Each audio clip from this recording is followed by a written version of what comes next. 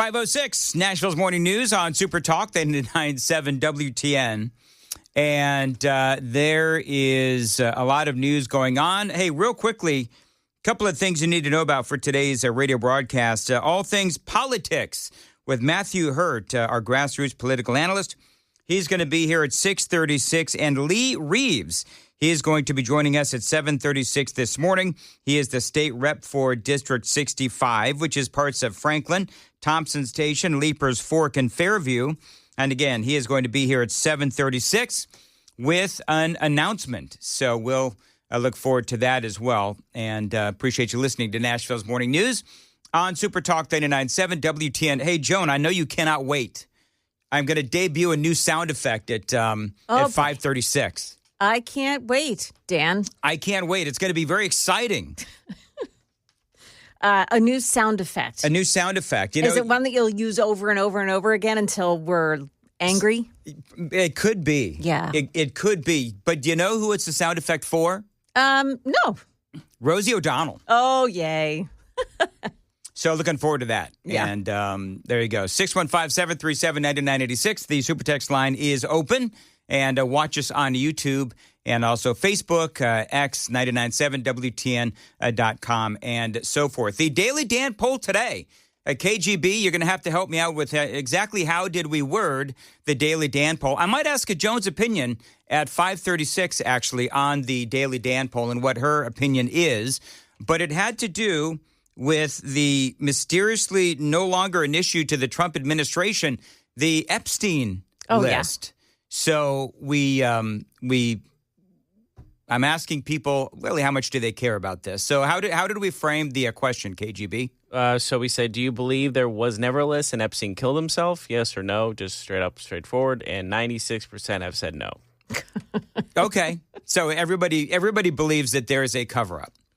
I believe that there is a cover-up, obviously. We'll talk about that at 5:36 on Nashville's Morning News. How dumb, though, I'm just going to say this, and I'll elaborate later, but how dumb do you think that Dan Bongino and Kash Patel and Pam Bondi feel right about now? Because that's all that they've been talking about for years. They've been talking about this. And then they have to come out, tail between their legs, and say, yeah, all the things that we've said over the past never mind. So we'll talk about that coming up on Nashville's Morning News. Although this was a very big deal yesterday, Benjamin Netanyahu, he was having dinner there at the White House, apparently. And in what looks like a surprise, Netanyahu surprised Donald Trump with a nomination for the Nobel Peace Prize. The president has already realized great opportunities. He forged the Abraham Accords. He's forging peace as we speak in one country and one region after the other. So I want to present to you, Mr. President, the letter I sent to the Nobel Prize Committee. It's nominating you for the Peace Prize, which is well-deserved, and you should get it. Thank you very much. This I didn't know. Wow. Thank you very much. Thank you. Coming from you in particular, this is very meaningful. Thank you very much, baby. Thank you. Thank you for everything you're doing. So that was a very big deal, and I would say that Donald Trump certainly does get an A for effort when it comes to Ukraine and Russia. Now, these two nations, clearly they can't seem to get their crap together. They can't seem to get out of their own way, especially Russia. The fighting does continue, but Donald Trump has been the leader in, at the very least, trying to get both sides together. He spoke about that in stopping the wars. I'm stopping wars. I'm stopping wars. And I hate to see people killed. Like, as an example, Ukraine and Russia. They're not Americans there being killed. They're not Israeli that are being killed. These are all Russians and all Ukrainians. And 7,000 last week souls. And if I can stop that, you know, they have parents and they have sisters and brothers and getting married and who knows, they're just people, but they're souls. And if I can stop a war, you know, because I have an ability to do so, I'm disappointed, frankly, that President Putin hasn't stopped. I'm not happy about it either. Yeah, he took out Putin a couple of different times during this dinner last night.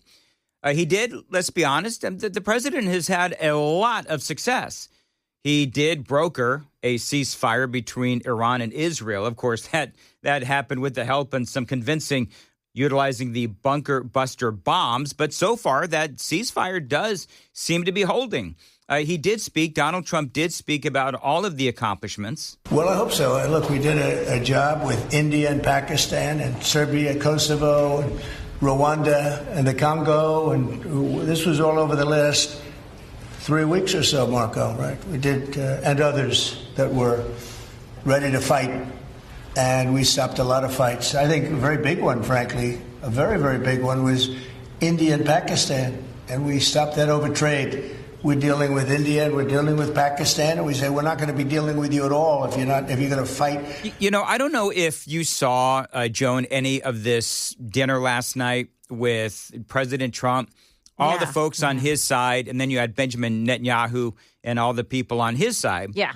But Trump, it was amazing. I'm just going to say it was amazing because it didn't matter the topic. It didn't matter the subject. He was taking questions from the media who was in the room before dinner, and they're just peppering him with all kinds of questions on foreign policy, domestic policy. You can talk about economic policy, the big, beautiful bill.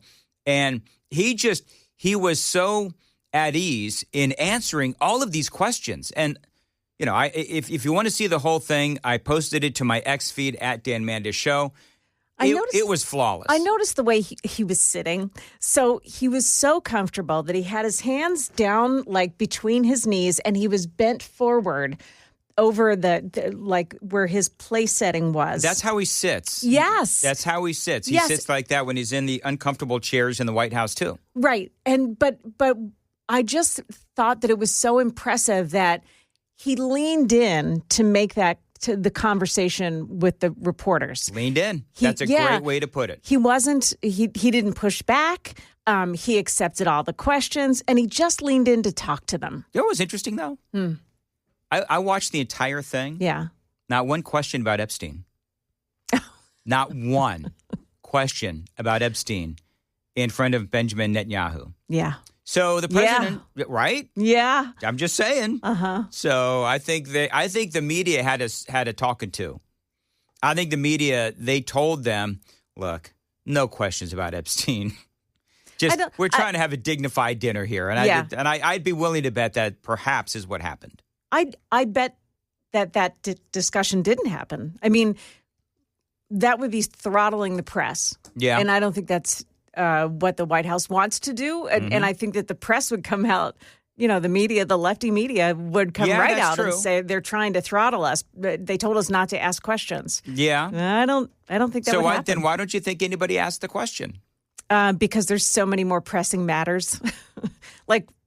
So many pressing matters. There is a lot of pressing matters. And maybe, Joan, that will be one of our next Daily Dan poll questions later on this morning is, how big of a deal is this? Because remember, we spoke about that earlier, weeks ago now.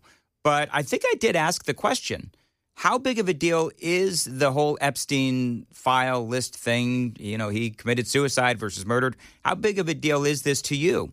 And I think, help me out, KGB, but didn't the vast majority of people, they were like, Yeah. Yeah. All right. A lot of people do not care. There goes my 7 o'clock hour. I'm totally kidding. Oh, good. We can go early. So anyway, Donald Trump. Oh, real quickly, we got to check the roads very quickly on WTN. Thank you, Joan. 5:15. As far as your weather goes, a high of 92, scattered thunderstorms today. And I'm going to assume, although I didn't have time to look it up this morning, guilty of sleeping in, sadly, a little bit this morning. So I don't know what the feels like temperature is going to be, but I'd be willing to bet, Joan, it's going to be about 96, 97. It's actually going to feel like 107. 107? I'm only kidding. I don't know. Oh. It's hot and sticky. It's summertime. It is hot and sticky. You know, it's going to be that way. Mm-hmm. That's exactly right. All right. Very good. Thank you, Joan. 5:16 on Nashville's Morning News. So Donald Trump, as we have been speaking about in this first segment, the Benjamin Netanyahu, leader of Israel, of course, he presented Donald Trump with a letter that he sent to the Nobel Peace Prize people and saying that Donald Trump does deserve the Nobel Peace Prize. And Trump has, as far as foreign policy goes, and foreign policy was a definite strength in his first administration as well, and that continues today. He's trying to stop wars. And right now he is working on a ceasefire between Hamas and Israel. in Gaza. There have been now more discussions on removing the Palestinians from Gaza to rebuild it. The question, though, of course, is what to do with all of those Palestinians, because guess what? Nobody wants them. I think President Trump had a brilliant vision. It's called free choice. You know, if people want to stay, they can stay. But if they want to leave, they should be able to leave. It shouldn't be a prison. It should be an open place and give people a free choice. We're working with the United States very closely about finding countries that will seek to realize what they always say, that they want to give the Palestinians a better future. And those who, and I think we're getting close to finding several countries, and I think this will give, again, the freedom to choose. Palestinians should have it, and I hope that we can secure it close by. And we've had great cooperation from surrounding Israel, surrounding countries, great cooperation from every single one of them. So something good will happen.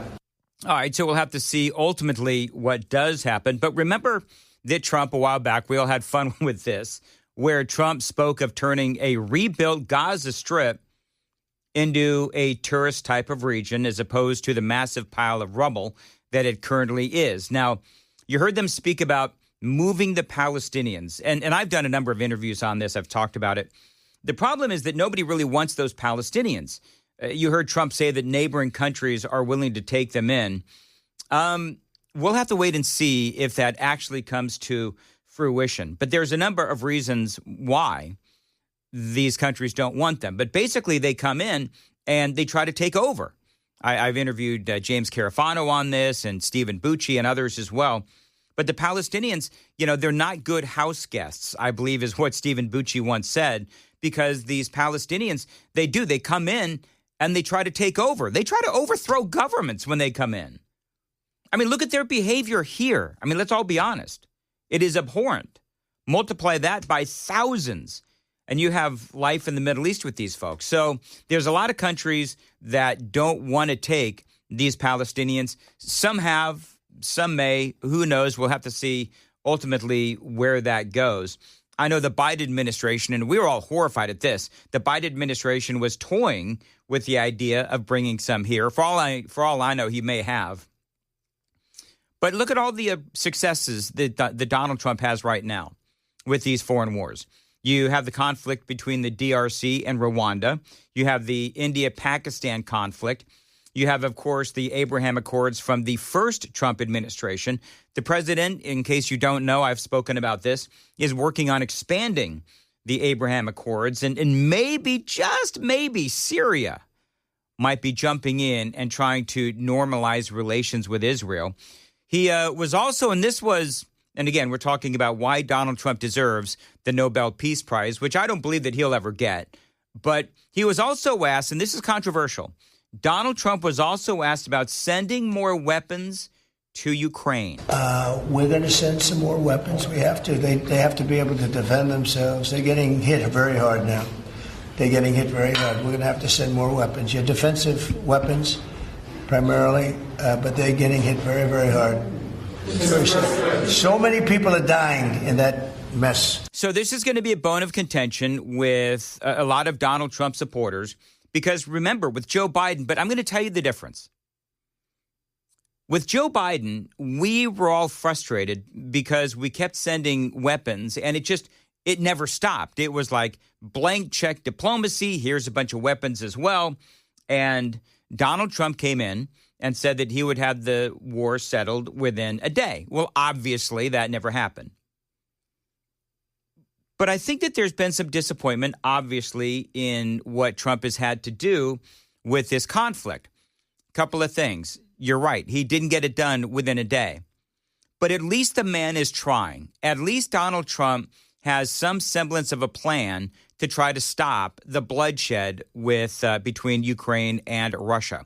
It's not like Joe Biden, where he wouldn't meet with Vladimir Putin, and you had Vladimir Zelensky, and every time the man came to America, every time the man sent out a post on social media, we sent him another many billions of dollars. Donald Trump, at the very least, seems anyway to have a plan to try to stop the war between Ukraine and Russia. My worry is that even with Donald Trump's great attempts at trying to stop this, we will still constantly be arming Ukraine. That is going to be a very, very big issue. So, again, this was a great conversation that Donald Trump had with the media as Benjamin Netanyahu in front of his staff, Donald Trump's staff as well, and the media, presenting the president with a letter nominating him for a Nobel Peace Prize. Very, very big deal for President Donald Trump. The super text line is open, 615-737-9986, 615-737-9986. Watch us on YouTube if you would, and like us and subscribe. Take the Daily Dan poll as well. That would be very much appreciated. And again, the question pertains to Jeffrey Epstein. And do you really buy that Jeffrey Epstein actually did commit suicide and that there is no client list? Currently, the poll is what, KGB, as far as the numbers go? What are we looking at now? 94% no to 6% yes. All right, so 94% basically calling BS on Kash Patel, Pam Bondi, and Dan Bondi. 523, Joan Jones, what's coming up in the news? ICE agents under attack, and Kilmar Abrego Garcia, he wants a ticket back to Maryland. We've got those stories and more coming up here at 5:30 on Super Talk 99.7 WTN. 5:37, Nashville's Morning News on Super Talk 99.7 WTN. Good morning to you. So, I need some audio, KGB, if I could. So, hey, Joan. Yes. Did you hear Rosie O'Donnell? Now, part of the news cycle this morning, and this came down yesterday after we got off the air. The headline is Democratic lawmakers say their voters are threatening blood and violence over the inability to hinder Donald Trump, according to a report. We'll get into that. But, you know, Rosie O'Donnell, have you seen her? Somebody needs to do a wellness check on Rosie O'Donnell. Absolutely. So this is her latest diatribe. We hold these truths to be self-evident, that all men are created equal, that they are endowed by their Creator with certain inalienable rights. Whenever any form of government becomes destructive of these ends, it is the right of the people to alter or abolish it and to institute new government. Come on, America. Keep going. There you go. That's my new sound effect for Rosie. Yeah. So I want to make sure I got this right, though. So Rosie O'Donnell says, you got to fight. Come on, America. You've got to fight. After she bolts to Ireland. Is it Ireland where she is? Yes, it is in Ireland that she is. And that's a great point. Yeah. It's like, all right, then why don't you, listen, just why so are you we're clear. Over there? I don't want her to come back. Right. But I guarantee you that, okay, I gotta proceed cautiously with my comment. But I can guarantee you that there's not an ICE agent out there that wouldn't love to see Rosie O'Donnell waddling down some blue city street, threatening them so that they'd have to use their baton on her. Like, and I'm not advocating for violence, but if Rosie O'Donnell tries to attack an ICE agent, can you imagine? I'm not going to say they would enjoy it. I should probably stop. But all I'm saying is that if there's any celebrity that deserves a beatdown, not that anyone does, but if there was one, it would be her. It would be CoCo Rosie. CoCo Rosie. That doesn't really flow. Can you imagine, though, you're an ICE agent and you've been getting attacked and shot at and the left wants to dox you? And here comes Rosie O'Donnell wanting to spit on you or wanting to throw stuff on you. It's like, okay, you want to play? Meet my baton. You know what I mean? Right out her but feet, I'm not right out from under her. I'm not advocating for violence. What did you say, Joe? Her feet right out from under her. Just baton those feet. It's just kneecap her. Baton those swollen ankles. Sorry. Oh, man. I do find it funny that just she's calling for, violence and all this. And, she fled to Ireland. Ireland can have her. Oh, please. Yeah. You know what? If I were Trump, I would revoke her passport to come back into America. I think, to be honest, that it's only the American right that listens to her. I mean, we play it back to have a little fun. Yes. I don't know that anybody on the left is actually listening to her and thinking, oh, she's a thought leader. I just don't think that's where she's at. I don't know. That is a good point. I mean, I don't know. Does anybody on the left actually listen to Rosie O'Donnell? It's like us with The View. Yeah. We don't subscribe to anything The View says, but we play her. Yeah. We play them because they're so stupidly funny and moronic that they're entertaining. Yeah. That's a great point, though. That's a great point, though. Rosie O'Donnell, thought leader. Honestly. You know what? For the left, because they're not, let's be honest, they're not all, all that bright. And what seems antithetical to us, like listening to her for her brilliant thoughts, is sometimes, wow, did you just see the lights go out? What's up with that? Did somebody pay the electric bill? I was going to say the hamster's getting tired down there in the wheel. Yeah, for people watching on Super Talk TV, yes, the lights did that's the second time in a couple of days, actually. Oh, boy. The lights went out. Oh, you know what? My did your computer just go kaput? Not my computer, but the Super Talk TV stuff in the background just went down, too. Oh. Are we good? Is everybody good? We are on the air, right? Whatever. All right. So I'm sure that was fascinating radio. Anyway, so yeah. So anyway, I was saying that what seems antithetical to us, that we would listen to the words of Rosie O'Donnell as being, our leader, that seems weird to us. But somehow on the left, that's okay. Like, that's normal. That's accepted. That I don't know. I don't understand it. You know what I wonder? Does the left listen to any of us? Like, does the left listen to any conservatives and laugh at us like we laugh at them? Like, Good I know question. that they get angry. Right. They get really, ticked off and stuff. But, I mean, whether it is Rosie O'Donnell, the ladies on The View, or Afton Bain here in Nashville, we just laugh at them because they're so, again, entertainingly stupid. So, whatever. Ireland can have Rosie if they want to come back, knock themselves out, whatever. I did find it interesting, though, and you were talking about some of this in your newscast, though. This is a headline. Democrat lawmakers say their voters are threatening blood and violence over their inability to hinder Donald Trump, according to a report. It is the craziest thing. Like, why have we gone so off the rails that the left wants to murder and openly talk about it? Well, because they feel entitled to do so, because they have the media, by and large, on their side. That's number one. But do you know what number two is, Joan? What's that? There are so many lies that are perpetrated by the left when you talk about anything that Donald Trump wants to do. I'll give you an example. I'll give you two examples.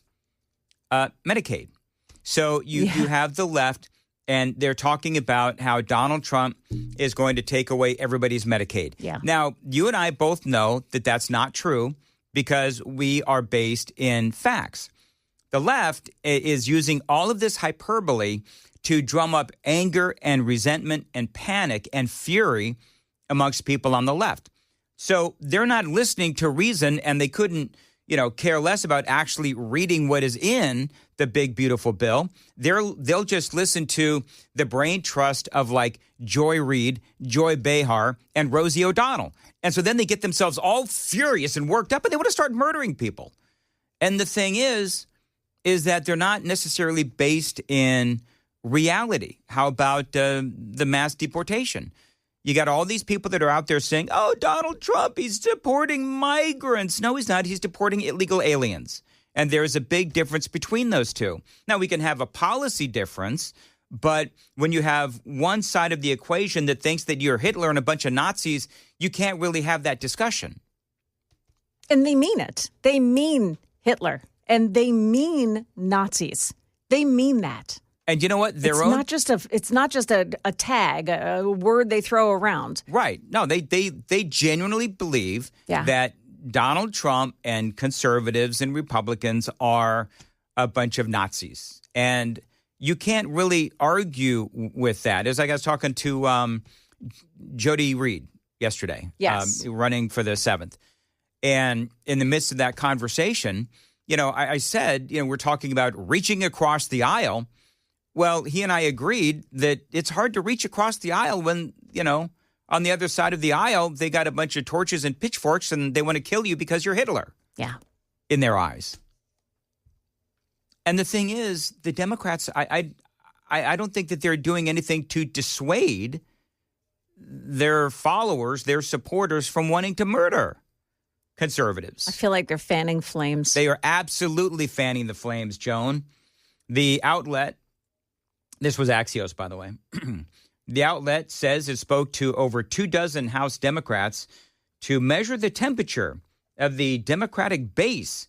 What it found was red-hot anger and a burgeoning desire to circumvent the rule of law, where explanations that Democrats simply don't hold enough power in Washington fall on deaf ears. We've already had 2 assassination attempts on Donald Trump. So how much worse is this going to get? Yeah. They say this is Representative Brad Schneider, a Democrat out of Illinois. We've got people who are desperately wanting us to do something. No matter what we say, they want more. Says most of the lawmakers spoke on condition of anonymity. Schneider's office did not immediately respond to a request for comment from Fox News Digital, but they do say our own base is telling us that we're not doing enough and there needs to be blood to grab the attention of the press and the public, one such lawmaker said. Another said their constituents are convinced that civility isn't working. Time out. When the hell is civility going to start? Yeah. From their side of the aisle, right? Civility isn't working. Okay. They said that they need to prepare for violence to fight to protect our democracy.